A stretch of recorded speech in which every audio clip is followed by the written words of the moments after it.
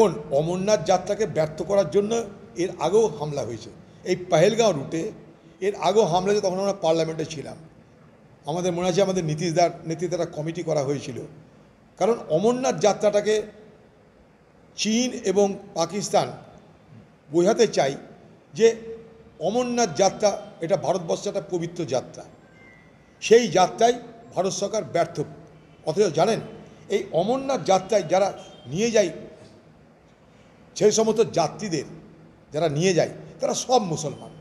আরও বলি, অমরনাথ যাত্রায় যারা অমরনাথে পৌঁছায়, যে শিবলিঙ্গটাকে তারা দর্শন করে, সেই শিবলিঙ্গটার মালিকও মুসলমান।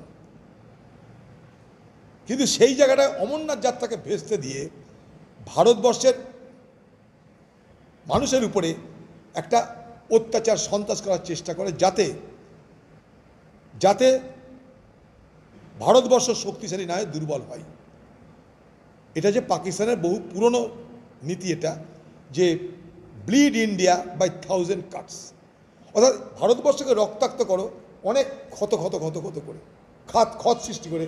কারণ ওরা জানে পাকিস্তান সামনাসামনি যুদ্ধে ভারতকে পারবো না, আমনে সামনে যুদ্ধ হলে মেরে পাকিস্তানকে কেড়ে নেবে ভারত, আমাদের বিএসএফই কেড়ে নেবে।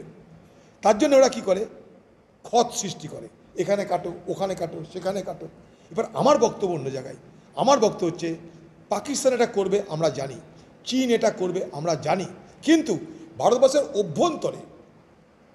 অভ্যন্তরে যত মানুষ আছে, আমরা সব ধর্মের মানুষের মধ্যে আমরা যদি ঐক্য, সম্প্রীতি, ভ্রাতৃত্ব তৈরি করে রেখে দিতে পারি, এটাকে রক্ষা করতে পারি, তাহলে কিন্তু তাদের এই লক্ষ্য পূরণ হবে না।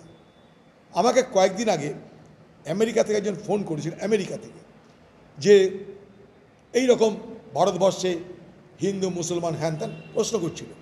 আমি তখন তাকে একটা ছোট্ট কথা বলেছি। আমি বলেছি যে ইন্দোনেশিয়া পর ভারতবর্ষ, অথবা ভারতবর্ষের পর ইন্দোনেশিয়া। আজকে জনসংখ্যা ভারতবর্ষের মুসলমানদের এতটাই, আমাদের মনে করুন দেশের 20 কোটি 22 কোটি উপরে হয়তো মুসলমান হবে, ঠিক আছে। এবার আমার বক্তব্য যে সিরিয়াতে, ইরাকে এই যে জঙ্গি সংগঠন আইসিস, আফগানিস্তান, সিরিয়া, ইরাক, আপনি জানেন বাগদুদিতেই তৈরি করেছে একটা আলাদা ইসলামিক সাম্রাজ্য, ঠিক আছে।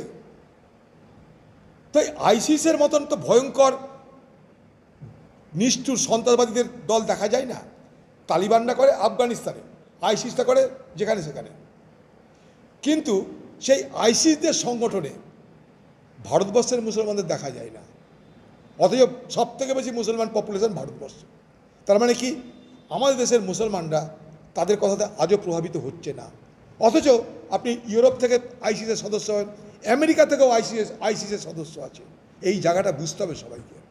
অকারণে আমরা দেশের মধ্যে যে ভ্রাতৃত্ব ঐক্যের বাতাবরণ, এটাকে রক্ষা করা উচিত আমাদের দেশের স্বার্থে, নিরাপত্তার স্বার্থে।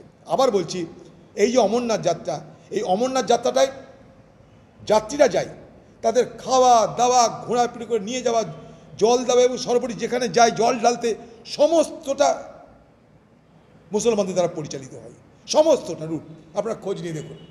এবং তারা সেখানে পর্যটকদের, তীর্থযাত্রীদের এতটাই সম্মান করে, কল্পনা করতে পারবেন না। আমি বলছি আপনাকে, আমি দেখেছি পহেলগাঁও থেকে শুরু করে, চন্দনবাড়ি থেকে শুরু করে হেঁটে যাত্রা শুরু হয়, সব ঘোড়া এদের, দেখভাল এরা, খাবার দাবার এদের। এবং শুধু তাই নয়, বিপদে আপদে তাদেরকে রক্ষা করার জন্য এগিয়ে আসে। তো স্থানীয় যারা কাশ্মীরি, তারা একটা অন্যরকম। আমরা যদি সবাইকে মনে করি কাশ্মীরের লোক সন্ত্রাসবাদী, এটা কিন্তু একটা বিরাট ভুল হবে বলে আমি মনে করছি, বিরাট ভুল হবে। এই বোকামি যেন আমরা না করি।